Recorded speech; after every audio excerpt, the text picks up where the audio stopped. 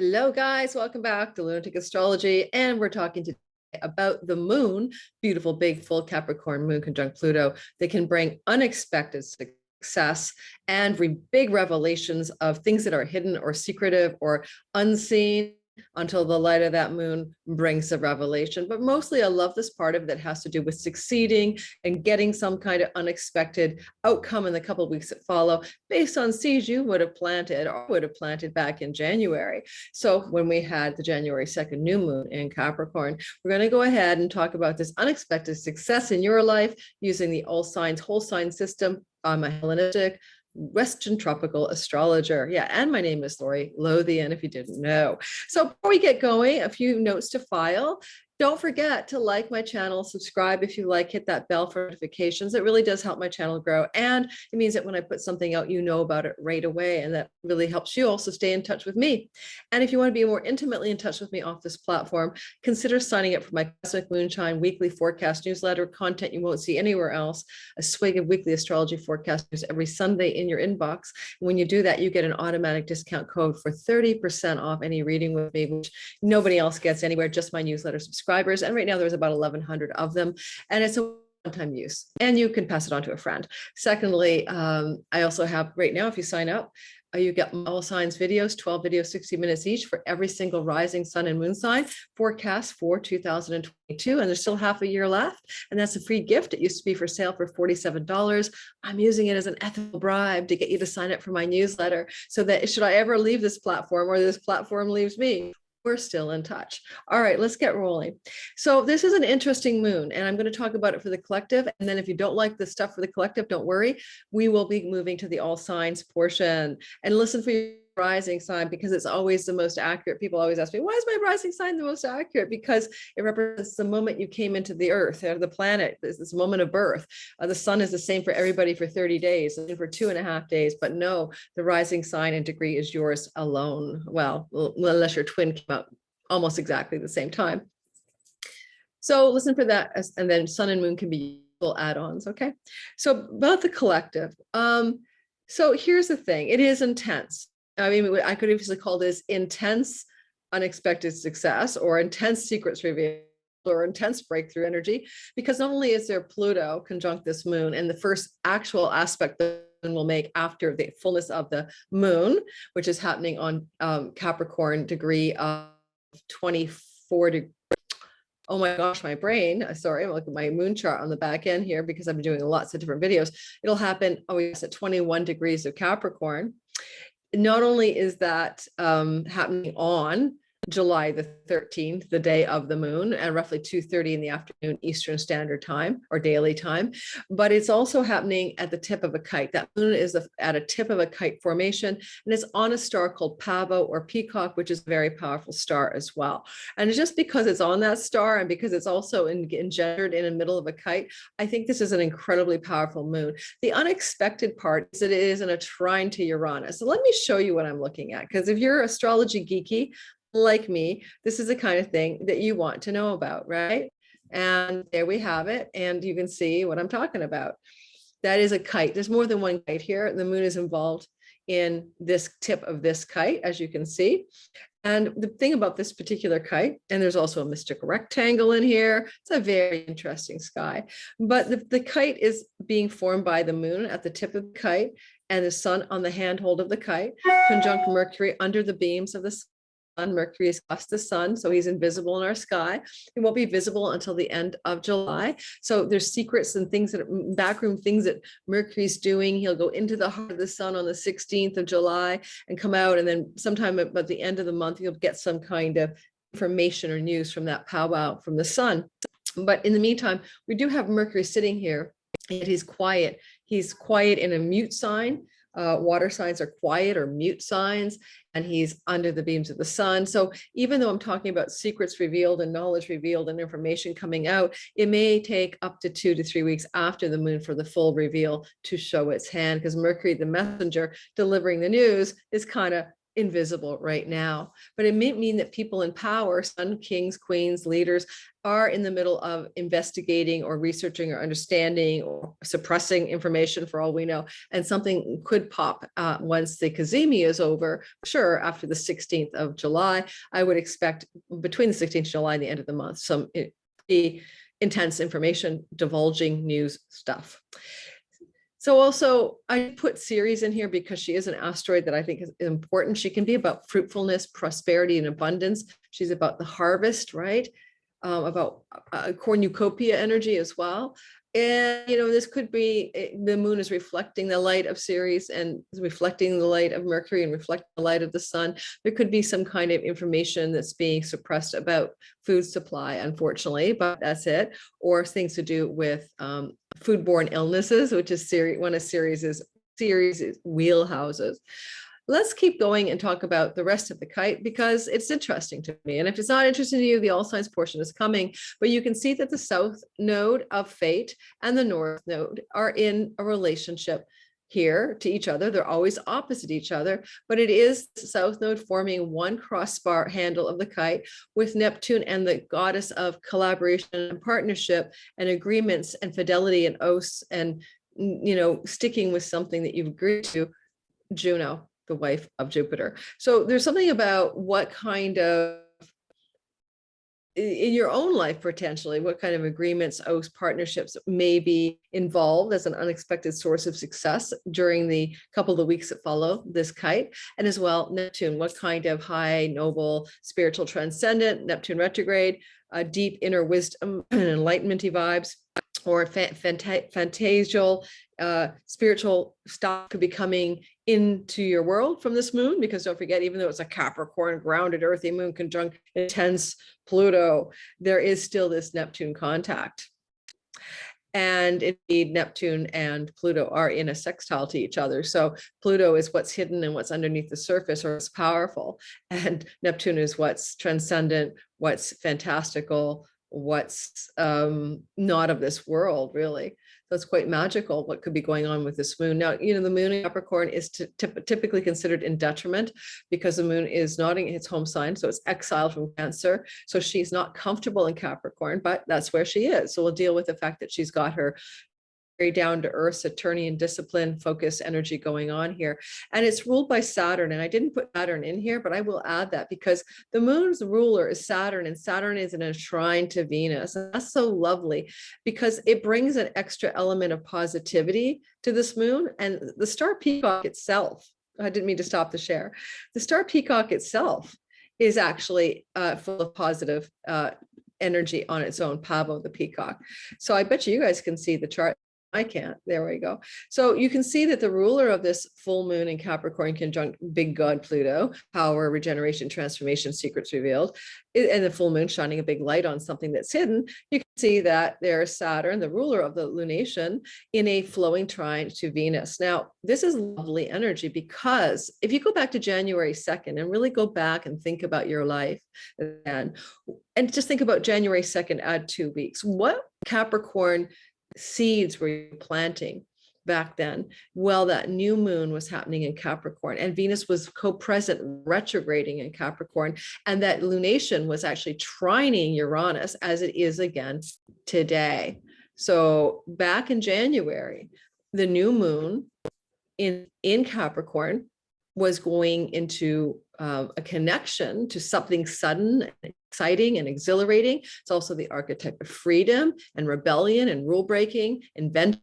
Uranus energy was there in January, add 2 weeks, January 2nd. Venus was retrograde, not her best self, under the weather, low key hiding out in her retrogradation. A lot of that energy looks like sometimes a lack of pleasure, a lack of financial joy. We were locking down, you might not forget. In January, there was all the fear around Omicron, and there was a lot of return to lockdowns and a moving away from a joyful Christmas, right? You can't spend time with your friends. We got a terrible thing to worry about. Just remember that time. Well, what else were you doing in the first couple of weeks of January? Because now the Venus is no longer retrograde. In fact, indeed, she's in direct motion and she's chatting up with Saturn, the ruler of the lunation. It's like what money and love seeds were being planted in January in your life, or pleasure, money, and love, and create art. Creative art seeds were being planted maybe back in January when she was retrograde in Capricorn, that now she's in a trine to Saturn, the ruler of the lunation, trying to bring into form in your life. And we're going to do the all sign. For every sign, I'll talk about a different element of this very intriguing sky.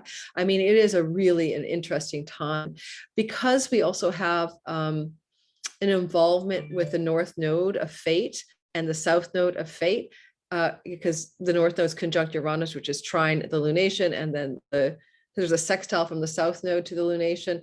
This is forming a sense of destiny. Like, things that are unfolding have a high fated quality, or a high, you can't miss this fate train, this is what's going to happen feeling to it. So this is a kind of lunation where I'm going to tell you what you need to do, is whether what is unfolding in the sky is, pretty exciting stuff. Now, Pavo of the Peacock, just a short little gist of that from the Fixed Book of Little Stars. Is that the one I'm going to use?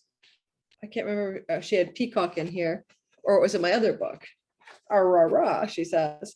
Anyway, I'll just tell you what it means. It can mean about being show-offy and showy and glamorous like a peacock. There's no doubt about that. That's one of the definite meanings of it, but there's a little bit more to it. It's interesting that the peacock narrative, it comes out of the idea of surveillance. And back in the day, in myth of how that star was formed, it was because Jupiter asked Argo to be a surveilling unit, Argo had like thousands of eyes, like a spy satellite. And he was supposed to watch out for Europa, I think, and to prevent one of Jupiter's lovers from having sex with someone else. But Pavo failed in his duties, and then I think he got turned into the star. And I don't remember all the details, but I always think of Pavo and Peacock in terms of spy work and surveillance and things like that, because it is like that eye in the sky vibe, peacock. And it is a bird, by the way, so there's an eye in the sky. So what information is being coming through, maybe through Pluto rules telescopes, microscopes, and things like that, through the telescopes, or information through things to do with satellites that may come into our conscious awareness as a result of this particular lunation. And works through the heart, is emotional, simulates passion, intensity.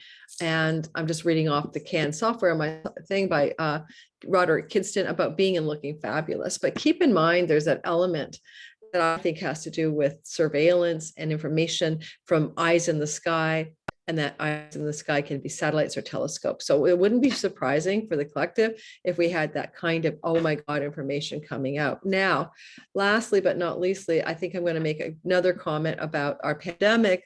And I know that some of you don't follow that stuff or care about that, or it's not important to you, but because Ceres has been involved with cholera and foodborne illnesses, and she is on the sun, involved in this lunation in a sideways way, I kind of think that part of this full moon reveal has to do with illnesses that affect large groups of people. Thus, pandemic is a good example.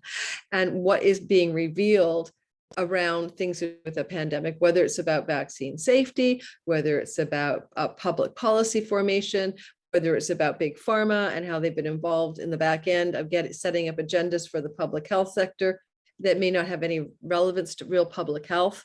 You'll see very many different countries in the world doing very many different things based on the science. So then you wonder how much about what different nations are choosing is based on the science. In Africa, they have a younger population than Portugal, but as the BA5 and BA4 raged through Africa and all South Africa and through Portugal had a huge hospitalization rate, and there was no significant change in South Africa, relatively speaking.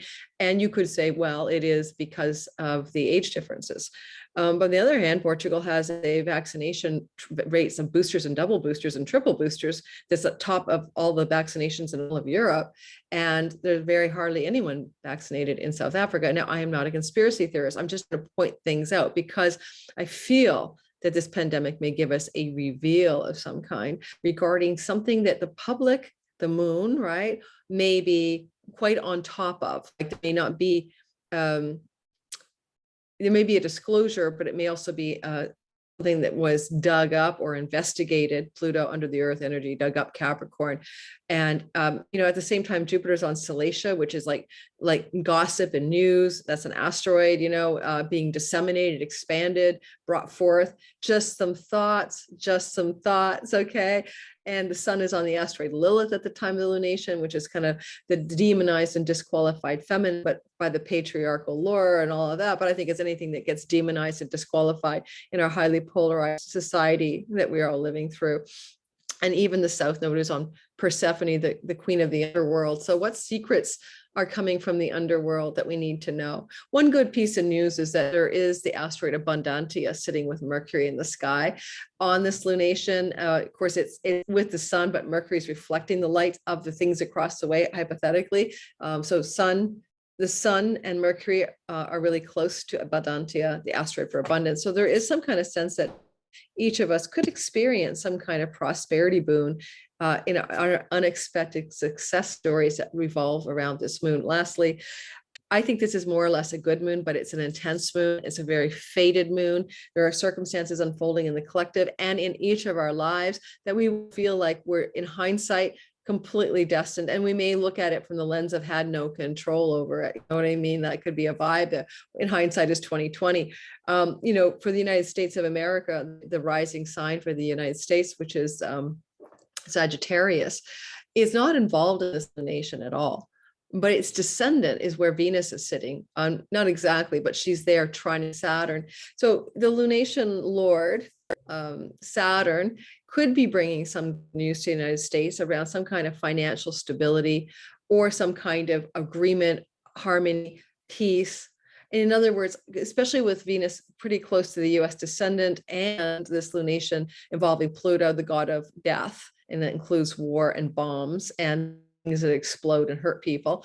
There's a possibility the United States is going to jump into the Ukraine-Russian fray the 2 weeks that follow this lunation and try their best to broker a deal. I'm not saying it'll succeed, but it looks like that might be one of the things that we see happen in the 2 weeks to really put all their effort into negotiating rather than supplying the Ukraine with more military assistance. Just a thought, I'm not too sure. All right, let's move on and get away from the main chart and just talk about each of you sign by sign. Don't forget to like and subscribe, hit the bell for notifications. And we're going to spend about maybe 3 or 4 minutes, maybe longer, I'm not sure, per sign, starting as always with the first sign of the zodiac, which is Aries. And if you want to listen for your sun and moon after your rising or whatever, please do. I find that my sun and moon are both in Aries. I find that I get extra powerful information by listening to all of them, sun, moon, and rising. And yes, even us astrologers like to listen to other astrologers to hear our own stuff because it's hard to read your own sky. And it's really nice to have another perspective. So I'm going to start with Aries, and I'm just got the back end open. Thank you guys so much, by the way, for all your love on my channel lately. I'm growing at a nice clip and I'm pleased. As usually I have between 480 and 650 subscribers a month in the last 3 months. It ups and downs and varies. And if you haven't checked out my July All Signs videos, please check them out. There's a playlist down in the rest of my channel because I did it for the first time and I really love making them. And I did basically 12 signs and each got about a 5 to 10 minute rundown individually rather than chop them into one video. So if that's your cup of tea and you would like to listen to your all signs, please check that out as well. All right, we're going to start with Aries and then we're going to move through signs as whatever pace I feel like I'm up to today. So Aries, rising sign especially, but of course sun and moon, you can listen as well. Welcome to this Capricorn lunation. Go back to January 2nd, add 2 weeks. What were you doing in the first 2 weeks of January around love and money and pleasure and creativity? Because some of those things that you were engendering in that retrograde Venus Capricorn lunation, trining Uranus, exciting, original, inventive, or sudden ideas that came to you are now becoming full and germinating into some opportunity. Now, the Capricorn part of your sky, Aries, is your career house. It's your public reputation. It's the actions you take in the world that other people see you doing. You're very visible there. So what were you doing in great visibility in your career area in the new moon beginning of back in January, first 2 weeks, that may now be really beginning to bear some fruit? So you might go back to your daytimer and figure that out. I think it was because I was cobbling together my back end of my my website and creating a course I'm launching soon, Rock Your Astrobiz, under the Professional Astrologer brand. But who knows, I'll have to go back and really think what else I was doing then in my career zone. But is it going to be a fruitful time where you're going to see some of the graduating, completing success? And sometimes it involves an ending in a career direction you've been taking since January. Sometimes it just means a fullness and a fruiting, and things are coming to bear as evidence that what you were planning is working out. With Pluto, it feels very intense. These career energies feel very intense for you in the 2 weeks that follow this full moon.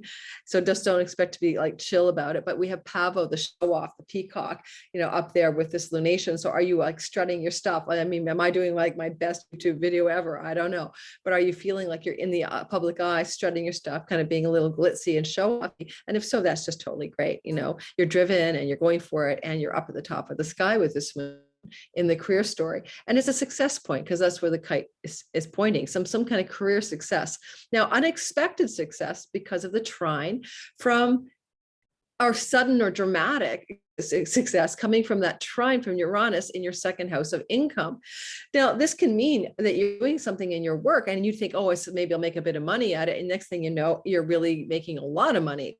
So your YouTube video takes off, or your course you're teaching is like totally full and more full, or if you're working for an employer, then you're going to get a promotion, a raise, an advancement. There's going to be an uptick, sudden, exciting development, fated and destined around money and work and career, intensity and fullness, and you being in your top of your game, in your own power, and a person in power, certainly, and maybe a female, Pluto moon in the 10th, really supporting you, Aries, in your career endeavors. With the lunation lord being Saturn in your 11th, trining Venus in your 3rd, you want to make some lasting, significant changes in your outreach to groups of people, Saturn in the 11th. And also you may have a friend who's an elder or an older person or established long-term friend really support you in some kind of way when it comes to money and love endeavors in the 3rd house. Now, money endeavors with Venus in the 3rd house could be teaching a course, taking a course, writing a book, writing something, publishing something, fixing your website, or lastly, it could have to do with travel. So there's a kind of side story. It's almost like the lunation lord Saturn is having a side story on the side going. And even though we're bringing you a great sense of success with that moon over in the 10th house, Saturn on the side is going, how about some love? How about romantic love with a friendship? And how about a trip with a friend that turns into romance? How about enjoyment, fun, and pleasure that has lasting value in groups of people that you hang with? So that's going to play out for Aries for the 2 weeks to follow this particular moon, those side themes, right?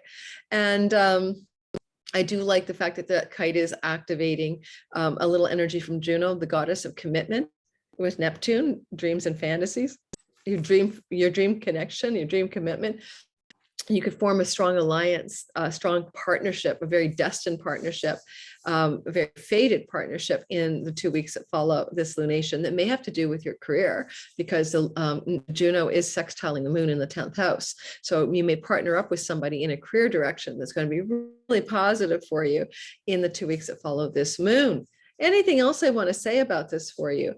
Well, the moon is definitely going to lead to some kind of regeneration in your career. I mean, it's not often we have a full moon right on Pluto like that. So if you have any kind of thing that you've been working on in your career and you're coming to some kind of, I don't know, super completion. And by super completion, I mean, like, you just know it's time to finish up something, right? You just it's like a sign off, or like you're the final act, or it's your like best ever, and now you're not going to repeat it. Some of you, Aries, may be culminating to end a path in your career so that you can begin a new path. And, honestly, with that Uranus North Node Mars event coming up at the end of the month, July 28th, in your second house, there's no doubt about it. Some of you guys are going to have an unexpected and dramatic change in your financial story. It can look like a vast and sudden and exciting increase in your wealth, which maybe says you'll step away from the work you've been doing because you're going to do something else because you're not working for the money. Just thoughts. These are just thoughts. All right, Aries, thanks for listening. I hope you enjoyed this lunation and the 2 weeks that follow. I don't think I missed anything particularly critical.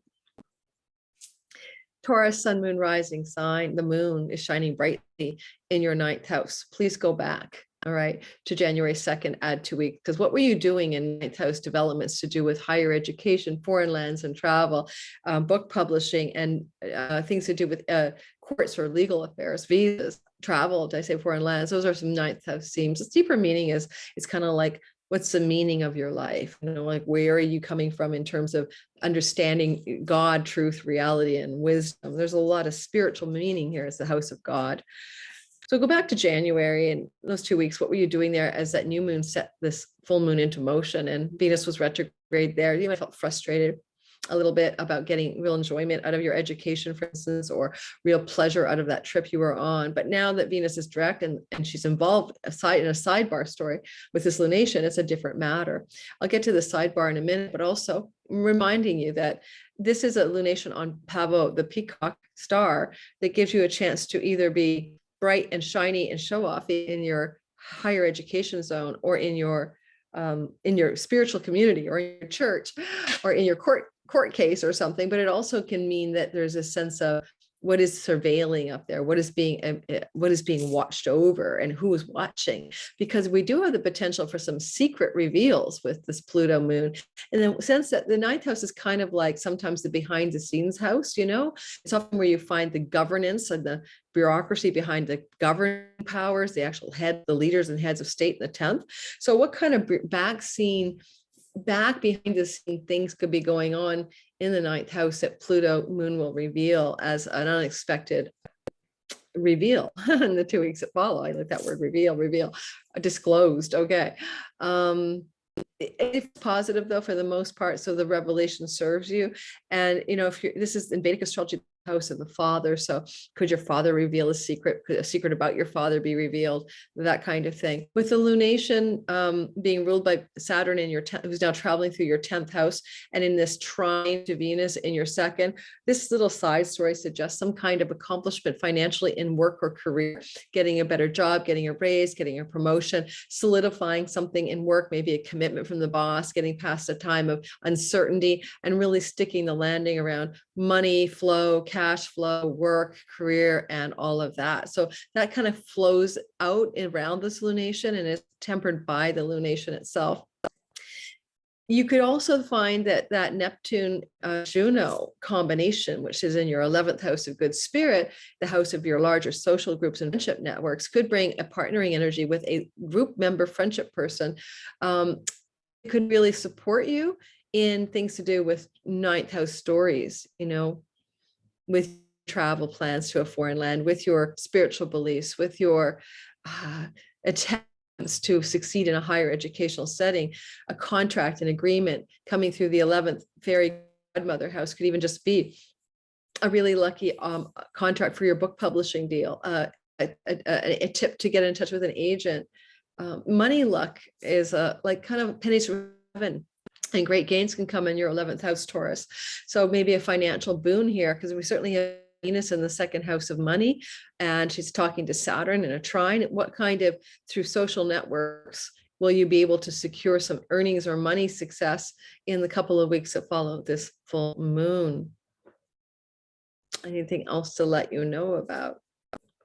You know, the lunation will bump into Mars and Jupiter the next day. And for you, I just want to bring this up because the contact with Mars and Jupiter could bring legal affairs to a head in a positive way, because it is a kind of a love up with Jupiter, the god of legal affairs. And so maybe some kind of backroom deal or negotiation finally comes through in the 2 weeks after this, if you need that to be the case, are legal affairs of some sort, and you are victorious or leading the way to make that happen, because Mars is involved as well the day after the moon. And so look for those exciting developments maybe on the 14th or so of the month.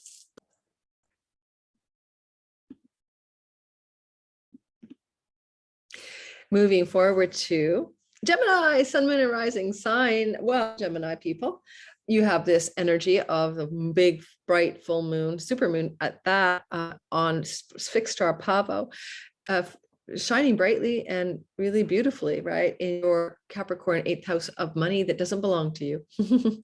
So bank loans and mortgages, tax rebate monies, inheritances, money that belongs to your spouse, spousal support money, palimony and alimony, and also just shared resources with business partners and other people. So this kind of money and chunks of money that you can get from selling real estate or properties as well. So this kind of chunky money that doesn't look like a paycheck or an earning strategy is got a big light there. And go back, and investments in the stock market and things like that. Go back, think about what were you doing January 2nd, you Geminis, and add 2 weeks around this kind of money. What seeds were you planting? Venus was retrograde back then. There was a trine to Uranus back then as well. So maybe the seeds that you planted in this money place had to do with unusual, outside the box things that you'd never normally do because of that Uranian influence. Maybe things to do with investments in foreign lands, payment processors, PayPal, Stripe. I'll tell you why another day. Could have been involved back in January. And now this energy is like, okay, get ready, get set, go. Because then we get fullness here. It's shining brightly. It's got big Peacock, Pavo, driven to succeed energy in your 8th money house energy field. Now, it is Pluto, the god of death, and the moon is feminine energy. So are you standing to inherit from a female in your family line? And if that's the case, this could be the coming to terms with the final dispensation of the will or something like that. With this energy of, Saturn, owner of the lunation in your 9th house of wisdom and foreign travel and visas and court cases, and with that trine to Venus in the house of you can sweet talk your way through anything, getting a free ticket to, travel the world, getting a court case to land in your favor, seducing, Venus is in your 1st house during this lunation, finishing up her journey there.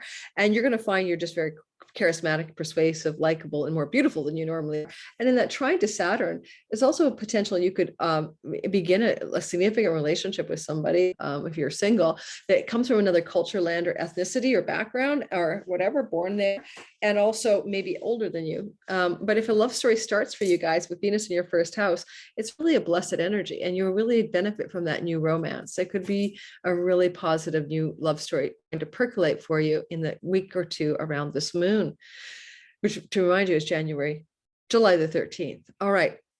And also the energy of your, Mercury, Sun, Cazimi, almost there in the 2nd house.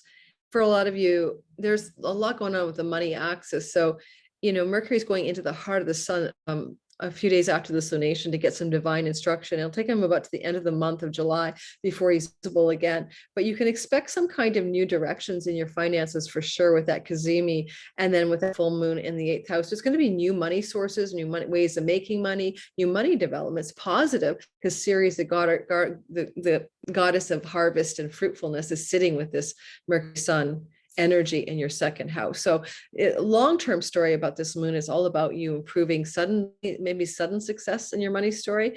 Uranus from the 12th, what backroom deals, what secret negotiations that are destined are going on, or things that are a little offside and you're not quite aware of them, kind of being positively blindsided by some positive money developments in the weeks that follow, 2 weeks that follow this moon.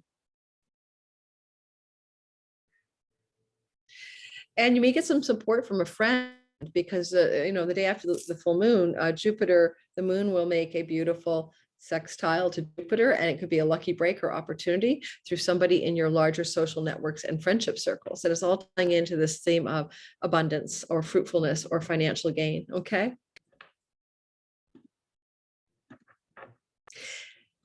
Cancer, sun, moon, rising sign. Okay, let's get going, guys. This is a big deal for you because, of course, this lunation involves a sun in the house of you. So your body, your identity is where the sun is shining right now, and it makes you feel good about you. Once every year, the sun goes through your sign. So that's our summer solstice time, right? So yeah, June 21st, add, a month, you get 28 days, you get this energy of like, oh yeah, you're like on fire with like, yay, you. So you get to enjoy this time of year. You usually like it if you're a Cancer, and you come alive and you feel more vital. So that vitality that's happening in that movement of the sun through the house of you, attended by Mercury right now, following on the heels of the sun, in the combust under the beams, and Ceres, the goddess of abundance and the harvest, is there as well. You're definitely feeling abundant, fruitful, positive, harvesty energy. And this moon is reflecting that back to you, right? On the other side of the wheel, which is your seventh house of business and love partners. And sometimes your audience marketplace clients. If you've been working on something in the back end, a product, a course you want to teach, something you want to sell, something you want to share with the world, then this is going to be positive, because a full moon with Pluto makes the small things big and big things small, as they say. So you could have a big blow up of a small little project becomes hugely popular or shines and gets mass public appeal. Or you could find that a woman, moon, Pluto, powerful person, seventh house, is kind of come into your life as an ally. It could be a business ally, it could be a love ally, depends on your gender or your preferences. Sexual preferences, but that's all possibility. So if you are like a single Cancer looking for big love, especially if it's from a female, then this is very positive for you. Pavo, the peacock star, something you're putting into the world, into the marketplace, could shine a big show-offy bright light, and you're driven to succeed to get that thing to work, which is wonderful. Go back to January 2nd and add 2 weeks. What seeds were you planting in the same area of the sky, in relationship, business partners, or public audience, client place, market, seventh house stuff? If you can remember what seeds those might have been back then you might be getting an idea of what's fruiting now around July the 13th, add 2 weeks. And it would have felt hard back then because Venus was retrograde in your seventh, and you may have wanted to work with women, or wanted to have your stuff be persuasive and appealing, but it wasn't quite there yet. And now there's a different story altogether. Saturn, the lunation lord in your eighth house of money that doesn't belong to you, including bank loans, business partnership money, and mortgages, and all that good stuff, is in a trine Venus in your sky at the time of this moon in the 12th house. Women behind the scenes, women on the backroom deals, allowing and sending flow money to your assets, your investments, etc. Certainly, it could be a side story of having a slow burn stock or investment you bought ages ago suddenly taking off and being lucrative, for example, or bringing in a financial advisor or someone to guide you. Saturn in your eighth around your money story, and that may be a woman. Sudden expected sort of success energy comes from Uranus and the North Node in your 11th house of good spirit. And that part of the sky is full of delight for me. It's wonder, awe, fairy godmothers, hopes, dreams, and wishes, longer term life plans and goals. So you could suddenly rearrange your life goals in a dramatic aha moment, like, oh, I'm changing my path. And the moon would say, okay, how are we going to do that? Because it is in a trine or relationship to the North Node and Uranus here. And certainly at the end of the month, there's a big boom there, but that's a whole separate video coming for that. Juno, the goddess of partnership, well, she is in a beautiful sextile to Uranus in the house of friendships and large group belongings. She's coming out of the house of foreign lands and book publishing. A couple of thoughts. Anything is possible, but because this moon's involved, to remind you, the moon is involved. Juno and Neptune could be like a dream partnership, a dream alliance for a book publishing contract, or for a trip, or for an opportunity to travel, or for an educational opportunity, especially in higher education.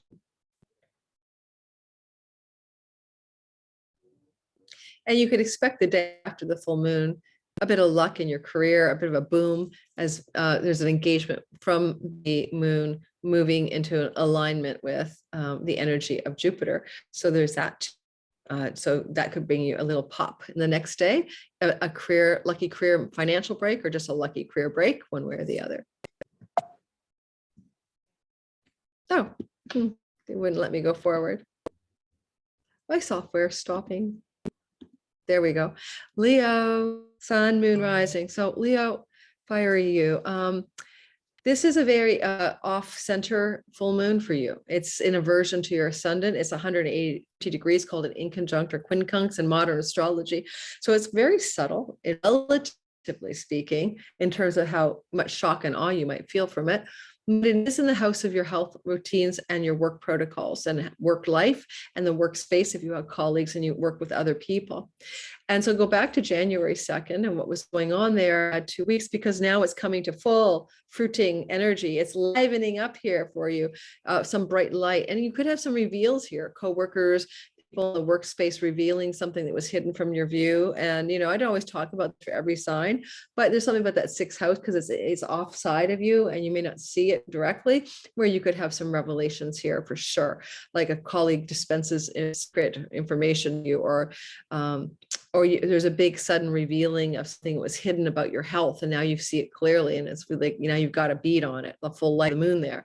So if you had a bunch of health issues in January, and now you may be wondering what the heck, and now you're going to see clearly what needs to be done in order to improve your health. You could also look at the lunation lord, which is Saturn in the 7th house of husband, wife, business partner energy, being, because it's offside, somehow connected to the idea that there is support for some kind of enduring, beautiful, flowing friendship energy, Venus in the 11th, on the side of this moon. And when I say on the side of it, like it's like the moon is a steak and the side is like, you know, the French fry. So on the side of this big steaky moon is this sort of weird, you know, if you were a single Leo, this could bring in a really powerful, lasting love story with someone older, but connected to your friendship circles, groups of belonging, like the synagogue or the, you know, yoga society, or, you know, whatever weird groups you belong to online or in real life. So, you know, if you're a single Leo, this could be opening up an opportunity for new love. There's no doubt about it, but it's also to the side of the lunation. It's not as important. Those fries are delicious on your plate, so why not eat them up? I do think that with the energy of the sudden unexpected in the 10th house of career, especially when you get to July 28th, when it really heats up with Mars's support, there's some kind of pending boom, like kaboom, in your 10th house. And this is like a very dramatic, exciting change and exciting, exhilarating movement towards something new. A little shock and awe in the career house. But I think it's positive. I really, really do. And it's ruled by Venus, and she's trining Saturn at the beginning of this lunation. So she's kind of in a good mood, you know, for what this later action will be. Now, she will be in Cancer during the big boom, and that's a whole different kettle of fish. But she's still flowing in a positive way towards the big boom at the end of the month, called the triple conjunction. We'll do a whole video on that. Expect some career changes, basically, in the 2 weeks that follow this full moon. And because full moon is in the workspace, the 6th house, that doesn't surprise me either, that you could have unexpected directional changes in work. So this could be you suddenly quitting your job quitting you, some suddenly new developments, a whole field of change, you know, changing your field completely of your career. It's really exciting stuff. So watch out for that as well. And there's a little bit of a luck spot the day after the full moon, as the moon makes contact with both Mars and Jupiter. So it may start off a little gnarly in the early part of the day, but then later on, the day after, so you may have a fight with a colleague, or a fight with your boss the day after the full moon, something like that. But then it all lands into Jupiter's hands with a sweet ending, which is something to do with legal affairs working in your favor, a trip offer, a chance to travel, a blessing from somebody in authority in, let's say, a book publishing industry or publishing affairs or something like that, or a professor loving you up the day after the full moon. Okay, so moving forward, just want to get comfy in my non-ergonomic chair. Virgo, we're talking about Earth sign Virgo and getting comfortable. That's so a topic that you guys care about. So, I mean, earthy, practical health routines. Okay, so when I moved to my final resting place, whichever house that is, out of my coffin, I'm definitely going to find myself an ergonomic chair.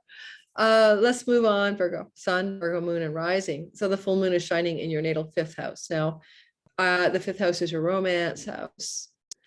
And if you have been a single Virgo looking for love, a big full moon here is exciting, to say the least, because it is in a trine to Uranus. And all I can say is it would be an unexpected love story taking off out of the blue, possibly from somebody in your work environment, because Saturn's involved. And he's in the house of work. He's the lunation lord trining Venus in the house of career. For some of you Virgos who are single, there is an explosive relationship trying to show up from something to do with work and work routines, or health and health routines, or work and career direction space.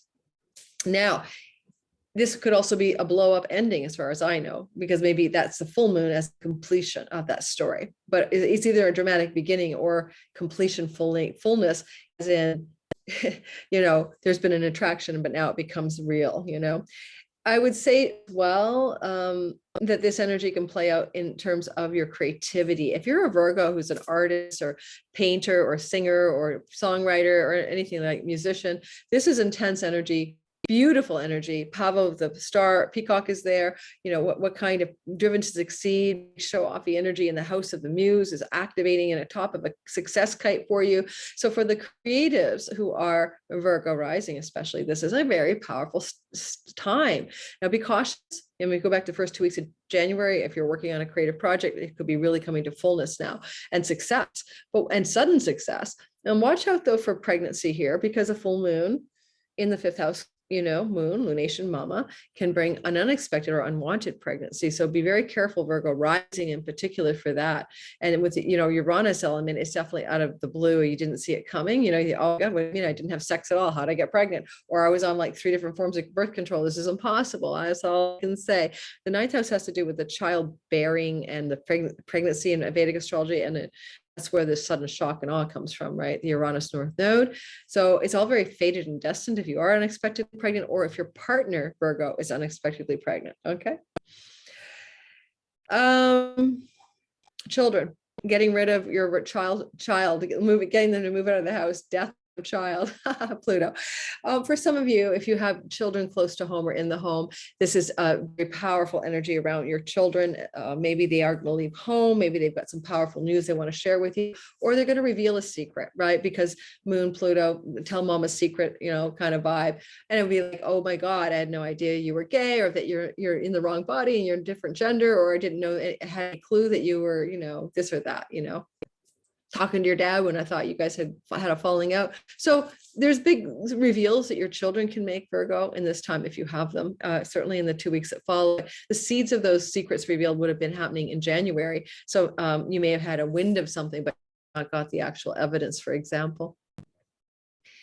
I also do think that with Juno, the goddess of committed partnership, with Neptune, you know, sort of like the dreamy quality in your 7th house of marriage, and it is in a sextile to this full moon in your 5th house of romance, this can really pick up a reconnection to the one you're with. If you're already in a relationship, a desire to bring more intensity and depth and intimacy and revealing honesty, as well as sexual passion, to the narrative of your relationship, to renew the vows from a deeper place of intimacy or connection.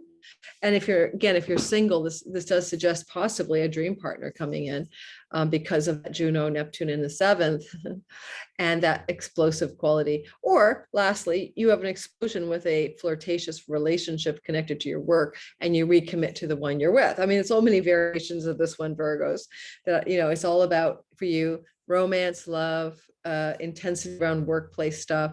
Yeah. Anything else I want to tell you? Nope. Well, favors from friends too, women in your workplace. Women in your workplace can up level you, promote you, give you an advancement, give you a promotion. If you're looking for a job, then this can, because Venus is in your 10th right now, trining Saturn in your 6th in a short time around entering and after this lunation, you can definitely look for an advancement or a raise or a promotion in your work if you want that as a Virgo in the week or two after this moon, and even closer to the moon itself on the 13th of July. For instance, my daughter's a Virgo rising. She started a job at a gym in January. So it could be her being promoted to manager or given more responsibility or greater pay. Just examples. Moving forward, Libra, sun, moon, rising sign people. Now, this is a cardinal moon to you. In other words, it's squaring your identity. I should have said the same thing for the Aries, but I forgot. But you know, and the Cancers as well, but what the hell? I'm just pointing it out for you. I don't know why. So, you know, moon itself is in your 4th house of home and land and real estate. So it's intense, right? Because it could be some major fruiting fullness, but also intensity and also revelation regarding land, home, where you live, real estate, those sorts of themes. Like you just found out the house you bought has a, you know, radon underneath it, or, you know, there's a good news, there's a well on the property. You didn't know it. And now you discovered you got an eternal water supply. So it can only be very positive, but there's maybe some revealing there too. Now there's shock and awe energy coming from Uranus, but it's a trine in the 8th house of other people's money, including mortgages, bank loans, grants, investment money. So this could be some sudden exciting, especially near the end of July, money boom for you that also fortifies, strengthens, and harmonizes with some kind of intensity and power regarding home and land and real estate. Okay, like buying a property, selling a property, but all very, very positive. You go to sell it and you find out that it's worth 3 times as much as you thought, or you end up paying too little. You bought a place that had gold on the property, you didn't know it. Now there's a mine company wants to buy you out for millions of dollars. I'm making really crazy suggestions here, but it looks something like that kind of wild stuff could happen. And at the same time, in a more practical note, you do have the lunation lord Saturn in your 5th house, and Venus herself, 5th house romance, creativity, independent business enterprise, and Venus herself in your 9th. For the single Libras, this moon can also side hustle you, the French fries beside the steak, a new relationship with somebody that you would consider from a foreign shore, foreign land, language, religion, ethnicity, something different, something not the same as you. And or you go on a trip to a foreign land, or there's a opportunity for enjoyable travel, and you find some love on that trip in the couple of weeks of this lunation. And certainly with Saturn in your 5th house, you've been working really hard. If you're an independent business owner, have your own biz, president, company, CEO, your own business, or anything like that, entrepreneur, Saturn is making you work hard here for a long time, since December of 2020. And he's almost done. He'll be finishing up his tour in March next year. But in the meantime, you're still grinding here, right? And so that grinding is paying off now in some kind of trine to Venus in your 9th. So an opportunity with a book publisher, Venus in the 9th, an opportunity with a teacher, educator, someone wants to help you, an opportunity to travel to a foreign shore, all of those good things. Kind of a little perk is coming in the wake of this moon. And there will maybe some good news coming from a business colleague, a business partner, or even a marriage partner if you have one, the day after the moon, when there's a sextile from the lunation to Jupiter. So keep that in your back pocket as well. There may be some stress the day after the lunation about money, savings, investments. And then it sort of washes out to a sweet yay, and maybe even a legal agreement or contract you'd sign that involves something with money, and creative projects even that you may sign the day after the full moon, or the 2 days after the full moon even. There's a longer arc of some massive explosive, intensity here in the sky, where you have this Uranus north in your 8th house. If you have money that you've parked in an investment and it's not doing well, this could be a really big change of direction, a positive change. But also, on the other hand, Mars in detriment could take you down the other direction. So be careful around your investment monies and stock markets and stuff, for especially the Libra people, like your 401k, because I'm a little wary with Mars in detriment Uranus North Node, even though it's in a flowing relationship that's harmonious and connected and sweet to the moon itself in the 5th house, in the 4th house. I'm a little concerned about Mars. So watch out there for at the end of July into early August about risky investments in the markets. Don't take anything risky if you're up and you think it's a good time to cut away Mars, take a profit, then follow your instincts. Juno, the goddess of partnership, and Neptune are in your 6th house. You may partner with a colleague, somebody in the same workspace or the field of endeavor as you're in. You may want to bring that to bear in terms of your business, maybe not do it all alone. A new kind of work partnership endeavor could be coming to you. You won't work so hard because of that Saturn grind in your 5th, but also, whatever partnership you form can help you stabilize how you are operating as a power monger from your home base, because 2008 till 2024, Pluto for your 4th house makes you like a mafia boss at home, working the magic from the home, the power monger from the home base. Oh my God. All right, moving forward. I think I need a little more water. Scorpios, you mysterious creatures, sun, moon, and rising. I have always enjoyed Scorpios. One of my best friends is Scorpio. My son's a Scorpio rising. So Scorpio people, this is a moon that is going to shine brightly and fully in your 3rd house. And this is a house that has to do with your siblings, trips and travel, your local neighborhood, your business, your online social media platforms, your website, communication, and writing, to name a few.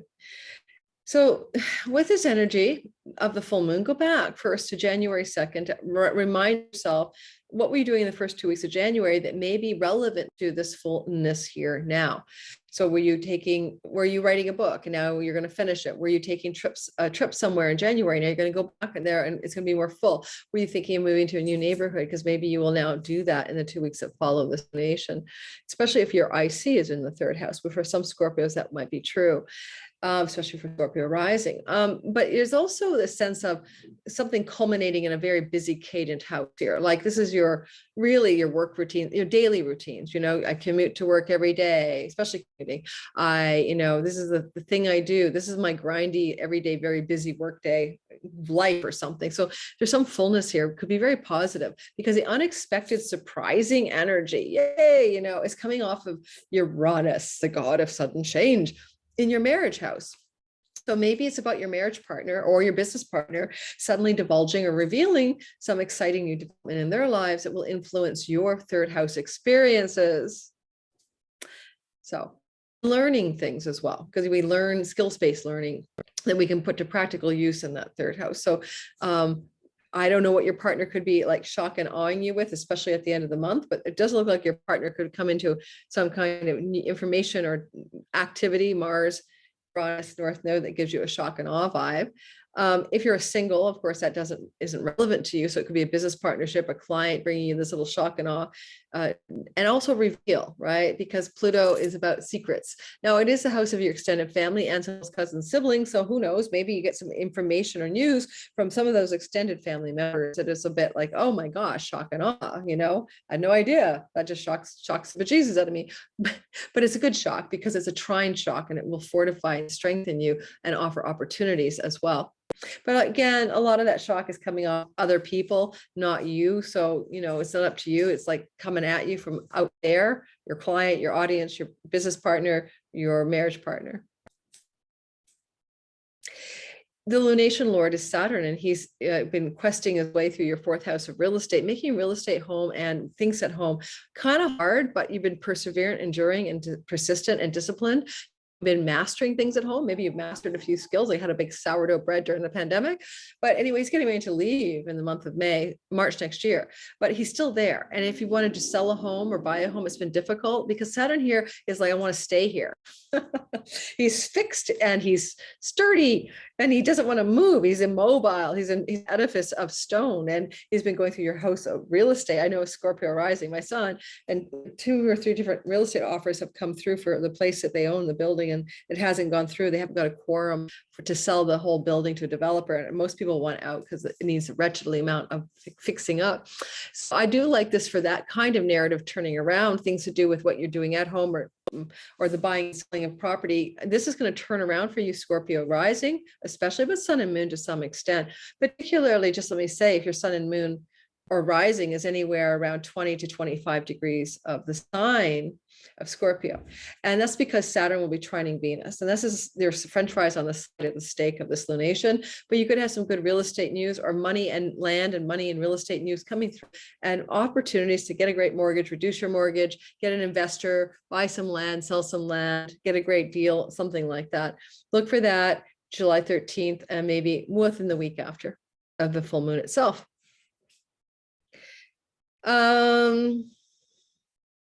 Juno, the goddess of contracts and partnerships, in the 5th house of money, luck, children, romance, independent business enterprise with Neptune, is loving up this lunation in a sextile. And it could, and because it's also not only sextiling the lunation, but trining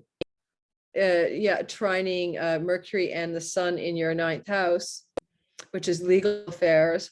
Legal actions could work in your favor that are also positive around things to do with money or creative license, or like it's so many ways to take this. It's so busy, the sky. If you need to win in a court situation, this is one of the things I think things will go well. The full moon is shining from the house of courts and legal affairs, but it's also being supported by Juno. I wonder too, I'm just going to say, maybe some of you, if you are Scorpionic single dudes and gals, this is definitely looking like a potential romance percolating here for you, but it would get serious really quickly. but it would be very flowing, very easy, very loving, and very intuitive and very natural for you, this kind of relationship. You know, it's just, it has a quality of ease because of the sextile energy.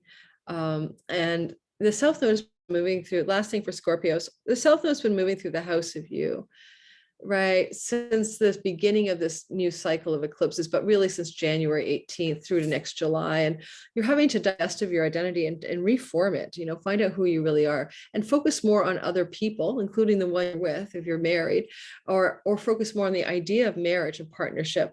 And so this is a direction that fortifies you, is to move towards contracts, agreements, partners, business partners, or marriage partner. So keep that in mind, right? Just as a general theme, less of you and more of other is what the sky is pulling out for you right now. But a soulmate relationship could definitely be in the works here, because the South Node, the house of you, is currently water trining Neptune in the house of romance. Neptune retrograding toward, you know, moving into the center of your fifth house. So towards Juno, the goddess of commitment. So just for Scorpios, I think there's romance and commitment and new love coming, if you need new love. Sagittarius, sun, moon, rising sign. So Sagittarius, this is a full moon in a hidden house. It's your second house, slightly hidden. It's an aversion to your first, but still it is the house of money. And so a lot of this for you, a financial positivity, a fullness around earnings or cash flow or possessions, movable ones especially, but it's something you could sell or buy. And go back to January 2nd. What was going on in those first 2 weeks where you had a new moon here. You may have had frustration on your money front, Sag, because Venus was retrograde in your money house at the same time. But there is a trine then and now from Uranus, the god of sudden, unexpected, exhilarating change in your work house and your health house. Now, if we just go with the work story, because the second house is a money story, this earth trine can really fortify you in the 2 weeks that follow this full moon to bring you a very exciting and unexpected change in the work environment that really profits you and brings you more money and more earnings and more fruitfulness in your finances. Now, there could be some reveals as well, especially given that the sun is in the house of secrets, the 8th house with Mercury, the whispering god, messenger of the gods. So he's under the beams of the sun, and then he will go into the heart of the sun a few days later. He won't be visible again till the end of July. So if there is going to be big secret reveals to you around financial dealings that may be about your partner's money, your business partner's money, or investment monies, these reveals are likely to show up closer to the end of the month. I do, however, really like the vibe of work and money, and this is positive full moon to bring something to fullness here. And Pavo, the star of driven to succeed and showing off, is sitting with that lunation in your second house of earnings, voice, vocation, and sometimes calling. I do feel like that you could see this energy of the lunation lord Saturn as he's been plodding through your third house now when it's trine to Venus. If you're a single Sagittarius, bring in a lasting love from someone you meet on a trip, or because you went to the local bar, the pub, or the restaurant, or because you decide to try the online dating apps. Those are all third house things.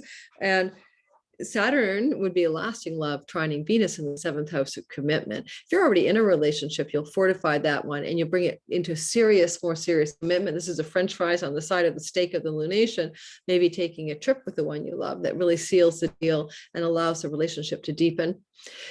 You could also be learning something from a female teacher in the 2 weeks that follow this full moon. That it's a skills-based learning and something that's very practical you can put into usage. Juno, the goddess of contracts and agreements, is a part of the lunation. She's in a sextile energy. So sorry. Yeah, your money house. Did I say your money house? I did. Yeah, sorry.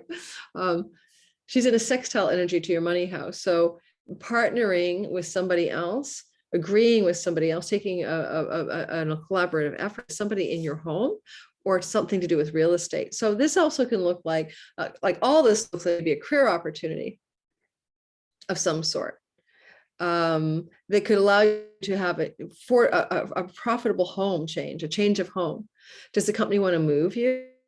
Do you want to move because the company to get closer to the company? I have to say, I think some of you Sagittarius are moving for employment reasons, and it's going to be very positive.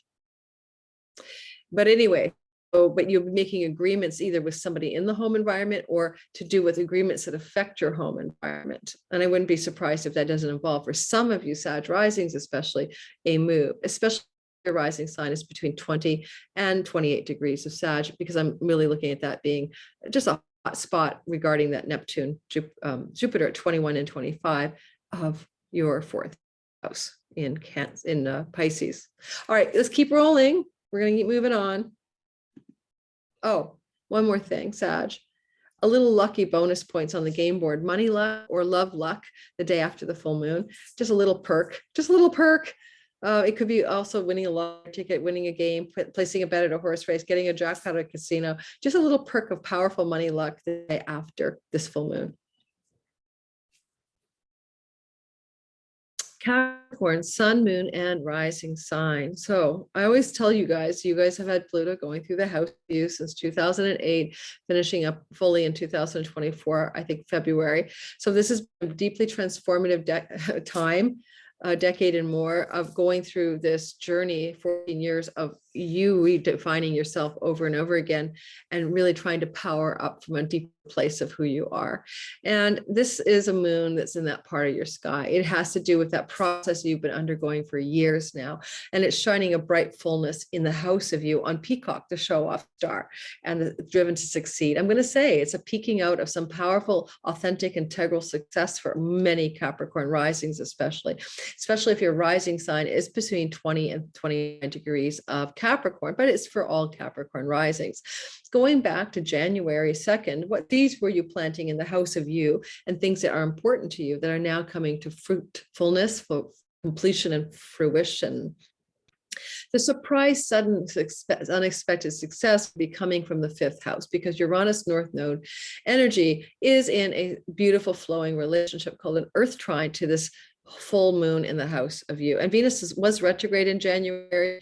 Could it cause you to feel ugly, unlikable, unlovable, not liking yourself? But she's no longer doing that. Praise her. She's moving forward in your work house, making you feel popular, liked in the workspace, likable at work, all of that good stuff, and trying to improve your health and bring enjoyment to your life. She's been there for a while. She leaves shortly, but just know that. And the thing is that back to the surprise coming from your Venus ruled fifth house. Okay, it's a romance house. So sexuality, romance. So there's a shock and awe factor here. I'm not going to pretend that Mars bearing down at the end of the month into early August could not disrupt a relationship that's romantic or sexual somehow.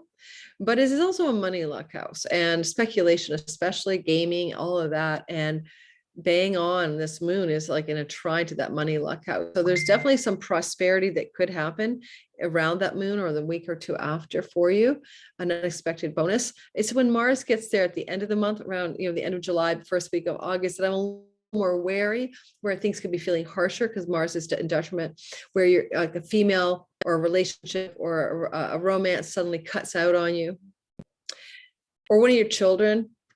A sudden explosive conflict with one of your children happens at the end of the month, or they move out of the house suddenly, that kind of thing. Certainly, if you don't want to have a baby, be careful, because unexpected pregnancy for you or the one you're with, Capricorn, can happen with Uranus in traveling through Taurus, and he's been there for a while. So this is an ongoing threat, but it's that Mars bit, which can be miscarriages or abortions. And so, yeah, all that, at the end of the month into early August for you or your partner, be cautious there. Now, the other thing is that Venus is trining Saturn. Saturn is a lunation lord. Saturn is like totally happening in your second house. This has made you work hard for your money since 2020 December. It finishes in March, and you're going to work less hard for your money, but you're also saving. You're also trying to be disciplined around your resources and your possessions. Now, Saturn here is going to be giving or getting from Venus this kind of backwards love glance in your sixth house of service, work, and health routines. But you look at it from the work environment, it could even be very literally a female in your collegiate workspace or connected to the career path that you're on, especially given Venus rules your 10th house of career, is going to fortify you or love you up financially. So this can look like a huge bonus, a payout, an offer to buy into the company. Some kind of good thing is going on regarding that work and money story.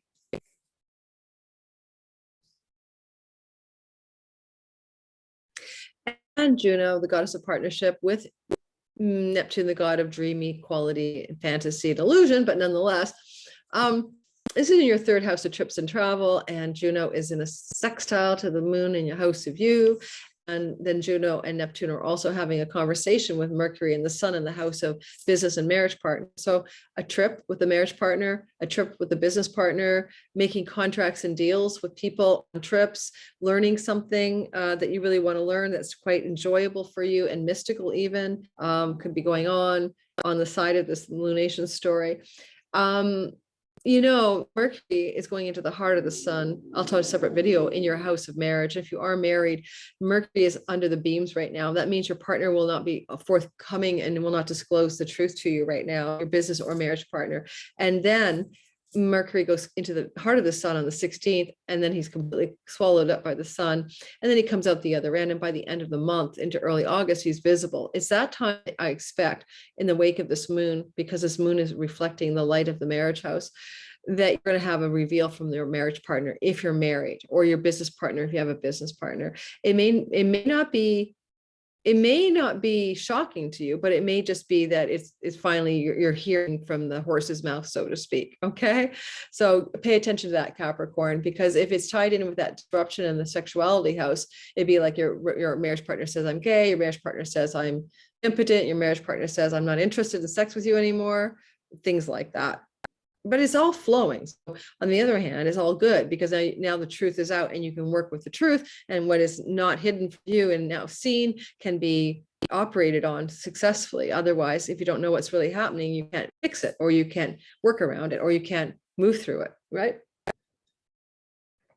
All right, there you go. Capricorn rising especially, but sun and moon to some extent. Aquarius, sun, moon, and rising. So you guys all know that, right? That I'm an Aquarius. It's a dawning of the age of Aquarius. And yeah, I'm a total 60s girl. I felt like I missed the 60s. I really thought, I flower power, peace, hate Ashbury, bell bottoms. I felt like I should have patchouli. I think I should have been there, but I was in my mom's womb in the 62. So I kind of like, and as time went on, I was growing up, I kind of vibed around feeling the groove right around me. I think that's what happened.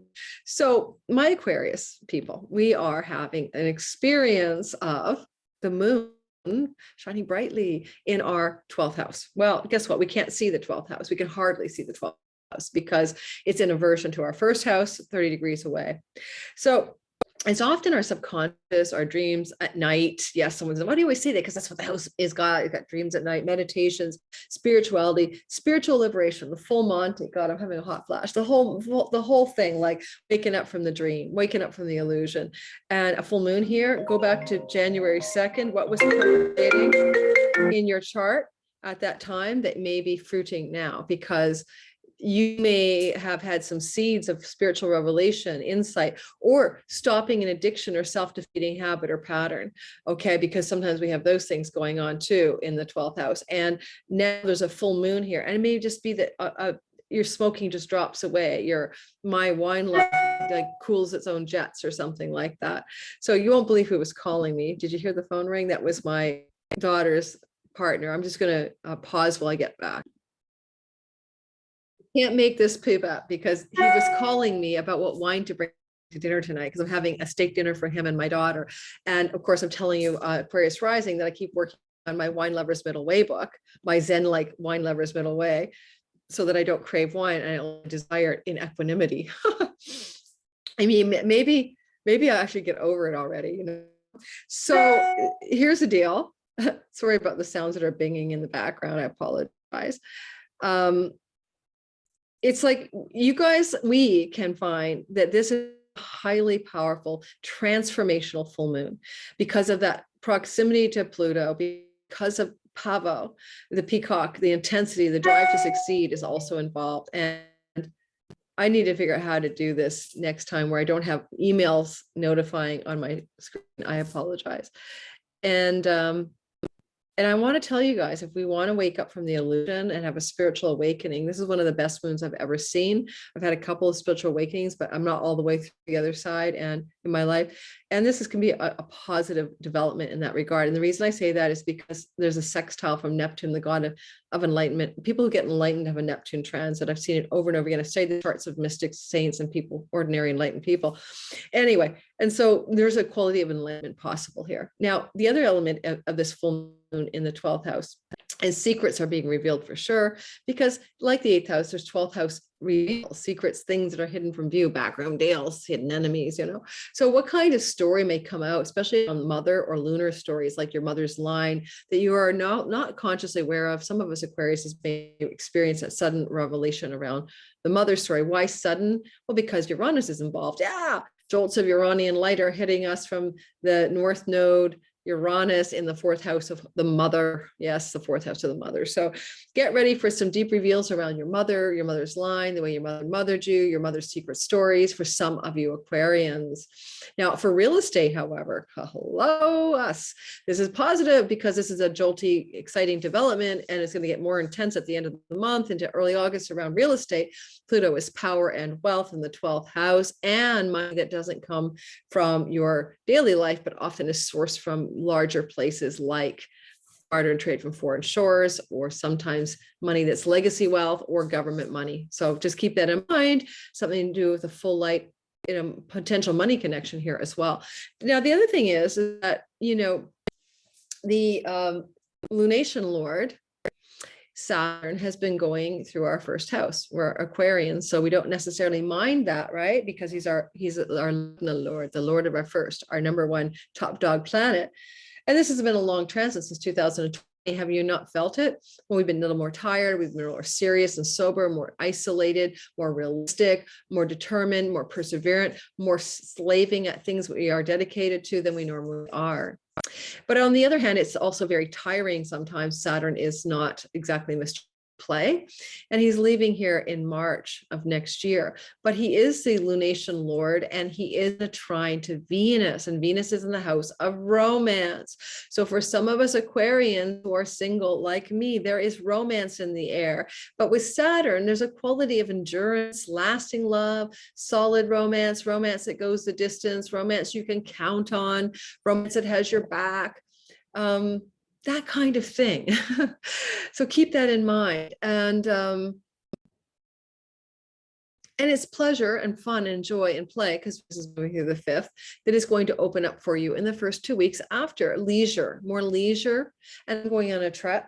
I'll be traveling in the 2 weeks after. So there's a sense of play for me as well, leisure and fun and enjoyment. So get ready for that. If you're single, if you're a singleton Aquarian, if Saturn sticks the landing on a love story, it may feel very friendly.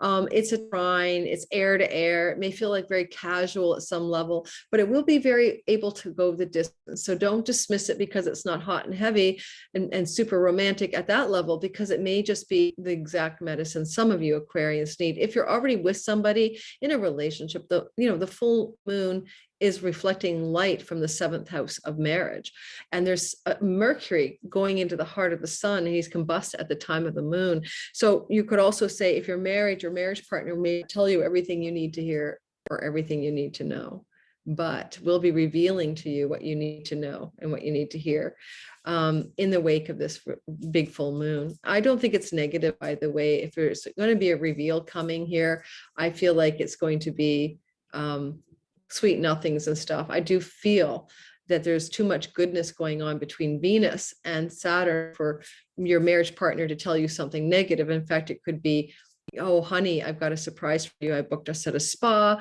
a casino, gambling is 5th house, a play date, getaway or something like that. And you may hear about that from your partner sometime after the Cazimi on the 16th of July. It may not show up before then. I think Juno, the goddess of commitment, and Neptune and agreements and contracts, and Neptune in your 12th house, your 2nd house. I so apologize for those sounds. Don't be bad by me in the comments. Okay, guys, I'll turn off my notifications next time. New laptop. I haven't quite figured out all the ways to do things on this new version. you could find yourself experiencing some lovely money agreements here. I don't know how to say it any better than agreements around finances and possessions, especially around money and real estate, a new lease, a new home, signing a contract agreement for a home, buying a home. Everything's flowing, money's flowing, finances are flowing towards things that are happening dramatically and changing in regards to your home. And in the day after lunation, you might get a little bit of good news from a sibling or connected to something that has to do with trips and travel. Just keep that in mind. Anything else I want to say? Well, with that North Node transit through your fourth house, in the nomad transit of Uranus, we've been going through a lot of upheaval around home since 2018, 19, and then with the North Node more so since January until next July. So there's definitely a change of home for most Aquarians, or a massive change within your home between now and next July. And a lot of the action looks like it's happening this year at the end of July into early August, where you're going to know what this is all about, because it's at the tip of a kite. It does bring success. All righty. Pisces, sun, moon, rising. Well, the moon is shining its big, beautiful Capricorn light, bless its soul, in your 11th house of good spirit, which is a happy, lucky house. And you may go back to January and add 2 months, 2 weeks, January 2nd, add 2 weeks. What was going on in your hopes, dreams, and wishes, your friends and allies, your great gains from your career placement, where things were a little stalled because there was a new seed planted, but Venus, that got us the money and luck, was retrograde there. But now it's all direct motion Venus, and this lunation is shining something brightly in that 11th house. It can be an opportunity to get involved in a larger way with a new group of belonging, or an opportunity for some financial gain from your career path is coming to fullness here. The moon is shining, of course, from the other side, the light, Mercury, and the sun in your 5th house of your romance, your creation, your muse, your inspiration, your children. So keep that in mind. So there could be something like something going on with one of your kids that is going to influence you in a positive way in that 11th house. The other thing I want to say is that you could also find yourself extremely creative here, because Mercury is going to be Zimi, the sun in your 5th house on the 16th of July, getting divine downloads and inspiration. If you have your own independent business, Pisces, that's great. It's going to fortify that. But I mean, this lunation is tied into that event. So pay attention to things that could come up for you creatively, you could launch a business, you could find yourself writing your best-selling book, things like that. And painting your best painting, all of that. Also, sudden unexpected shock and awe vibe for success, though, is coming from the North Node and Uranus in your 3rd house of siblings. And this is also trips and travel, and also learning and education and writing. So keep that in mind, because if you are that creative writer type of Pisces, wow, this is a download of the century coming in. But also, if you want to know about maybe a trip is going to come unexpectedly your way, an opportunity to travel, and it's really exciting. It could even be romantic, a lot of 5th house action. But a friend may tell you about it, an ally, or a sibling announces something that's exciting and dramatic, and it's positive for you in some fundamental way, or sometimes uncles and cousins as well. I would say that you could feel around this time in this moon kind of elated. I mean, in the 2 weeks that follow, there's a sense of wonder, awe, being awestruck, being elated. It's that lovely energy of the 11th house. I think, to me, often I look at the 11th house as very magical in the sense it feels like a place of great awe. It's really the house of good spirit. It's got some vibe up there. And where the sun is the house of good fortune. So this is a very fortunate axis of energy that's being activated as a backbone of a kite for you. Juno, the goddess of partnership, and Neptune, the dreamy quality, in the house of you would have to make an agreement. You would have to make an oath, make a vow. You would have to make effort to collaborate with somebody or some situation, like a sibling, on a trip, go on a trip, whatever, something going on here. But that's positively supporting this lunation as well, because this Juno is flowing towards your 11th. You can make an agreement or a vow with a friend or a larger social group, or connected to a sibling as well. And those things would be very, as I said, wonderful, wonderful, full of wonder. Lastly, the lunation is ruled by Saturn, and Venus is in a trine to Saturn. So the lunation is the Saturn is traveling through your 12th house of your dreams at night, your spiritual life, your past lives, your self-undoing. It's a hermit transit. Saturn's been there since December of 20. You are a hermit. You are the wise man and wise woman in the cave. You are the witch in the woods. You're like really into your inner world right now. You're resetting your karmic odometer, getting ready to reset your life next May when Saturn enters your first house and you get serious about your life. You go in a 30-year direction. So you're kind of closing out old deals and old directions. It's very balsamic, moon-like. And as that Saturn transit is finishing up, and you're also getting rid of bad karma and self-undoing and addictions and bad habits. It's all happening for you guys who Pisces right now. But the point is that the lunation lord in the 12th is being loved up by Venus in your 4th. Now, this is really good energy for something to do with your home life. You know, beautifying your home, redecorating your home, finding love in your home, having some luck around your home. And if you want to buy or sell a home, this is very auspicious as well for very lucky developments in those areas, getting the perfect home or finding the perfect home that you love, or pleasure is increasing in your home. Okay, those sorts of things. This is definitely more fun at home and in the home around the time of the lunation and the days that follow. A little perk of luck the day after the full moon coming through in your second house. Look for a little money bonus points from Jupiter as the moon moves into a sextile to Jupiter. This could be something coming through from a PayPal Stripe account, a bank account, I don't know, some back, a debt repaid from someone who owed you money, some money coming sideways at you didn't see, some positive developments, or possession, someone giving you something, or you expanding, like suddenly you realize you can up level your iPhone or your car to the next thing with hardly any money down or something like that. So good possession, expansion, luck, and money luck in the day or two after the full moon.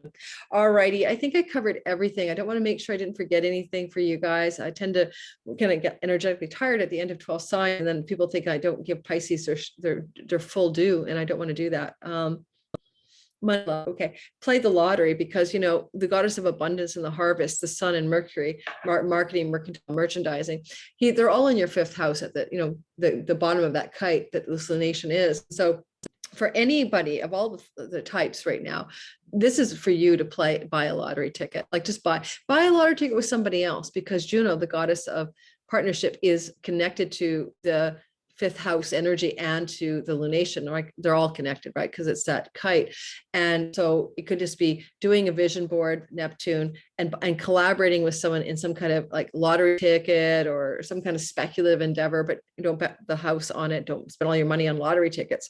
It only takes one to win. I never get it when people buy 30 lottery tickets. It takes one ticket to win. If it's your destiny to win, because the odds, when we talk about Powerball, the odds are so infinitesimal anyway that you're going to win that kind of big lottery stuff, that you don't need 25, 30 tickets. You need one ticket to win. If it's your destiny to win, you will. So for you, Pisces rising especially, but sun and moon derivatively, good time to do that, especially if your rising sun or moon is between 20 and 29 degrees of the sign of Pisces. Big money, luck, energy in the sky for you. Yay! Maybe that show off in the 11th house is because you're on like one of those photo ops with your big check and everyone knows you're the big Powerball winner. Yay!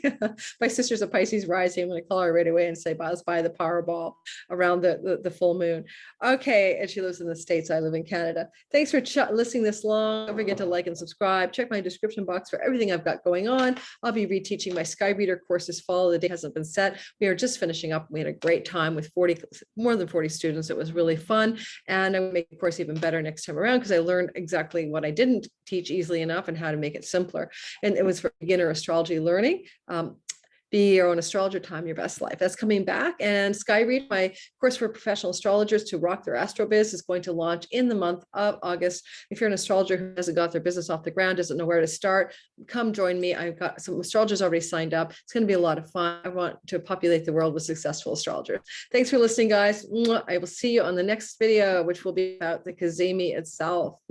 That's my order of events. Ciao, ciao.